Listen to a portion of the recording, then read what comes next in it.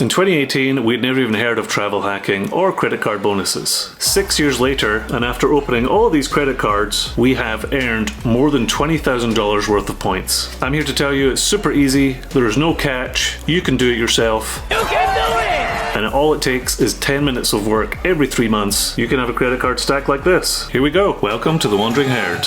Family travel fueled by financial independence.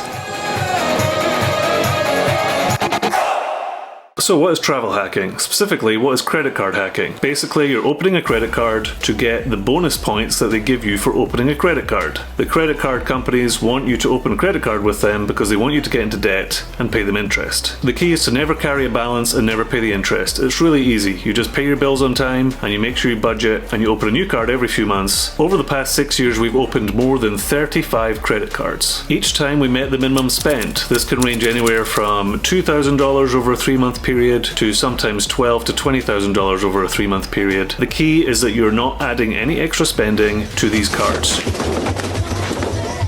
You're just putting your regular spending on there. If you link your Amazon to it, you're going to spend a bunch each month. You're doing your grocery bills. We have used these points to get flights and hotels to Prague in the Czech Republic, flights and an Airbnb to San Diego, California, flights and a VRBO rental to Hawaii, flights to Lisbon, Portugal, coming up this year. Okay, so you might be thinking, does this affect my credit score? And the answer is yes, but not in a bad way. Here's why. Yes, when you open a new credit card, your credit score will be dinged by a couple of points. By opening these cards and by paying them off on time and not using the full max credit that you have available, over time that's going to actually grow your credit score. Both Heather and I started with credit scores 6 years ago of maybe 720. We are both in the 800s, so it really does not negatively impact your credit score. So how to get started? We have created a 3-page document that's available on our blog. You can get it here. This will give you a more detailed list of how to follow these steps, but here are the highlights for how you can get started today. First off, you want to make sure you have a good credit score. If you don't have a credit score that's plus 700, then you want to start working on that. In that guide will be tips on how to get your credit score up.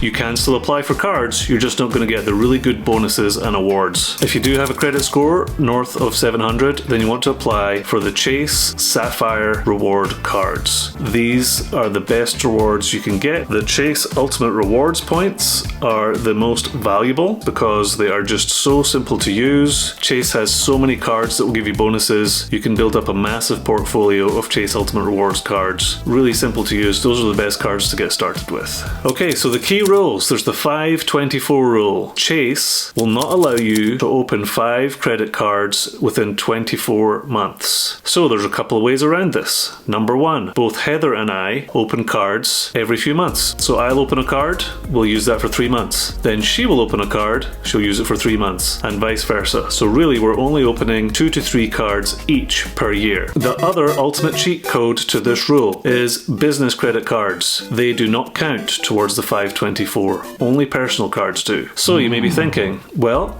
I don't have a business. We didn't think we did either. Your business can be any side hustle you have going, whether you're selling stuff on Etsy, whether you're freelancing, a sole proprietorship will work. You do not need an LLC. More tips in our guide. The most cumbersome part of this is actually tracking your cards. I created a simple spreadsheet 6 years ago and just started listing which card we'd applied for on what date. I would then log down when the annual fee for that card was due. A lot of these cards do have annual fees attached to them, but that fee is so much lower than what you get for value in the free points. Once you're approaching your annual fee, you can call them up and say, actually, I no longer need this card. Can you downgrade me to a non-fee version? Or you just close the card completely. So most of the cards that we keep, because we don't close them all, the annual fee of $95 is actually worth paying because the benefits of that card are so good. For example, with our Hyatt card, you get 1 night Hyatt stay for free for a category 1 to 4 hotel. Most of the category 3 to 4 hotels are $200 to $300 a night. So if we just use that for a Hyatt stay every year, we're easily getting the value to keep that card open. IHG and Marriott also have really good 1 night free stay rewards. The next tip is to maximize your your points. The simplest way is through the portals, through Ultimate Rewards, and if you have a Chase Sapphire Preferred or Chase Sapphire Reserve, your points are worth more when you book travel. You can also transfer Chase points to other vendors, whether it's hotel chains or airlines. Capital One has a really good portal as well. There are even better ways to maximize your points. One of the best resources we use is actually Award Wallet. They are not a sponsor. Not only will they recommend the best cards to open when new bonuses are announced, really cool tools that will show you, hey, how much value can you get from using points at certain hotels. So it will tell you, let's say Sydney, Australia has a Hyatt hotel that is giving incredible value if you use certain points. If you connect all of your cards to it, it will remind you your points are about to expire. Here's how you can keep them. Or your free night is about to expire. You better get using it. And it will actually tell you the value of all your points together. If you want to see how we downsized to give ourselves more money and flexibility to travel with our kids, then check out this video.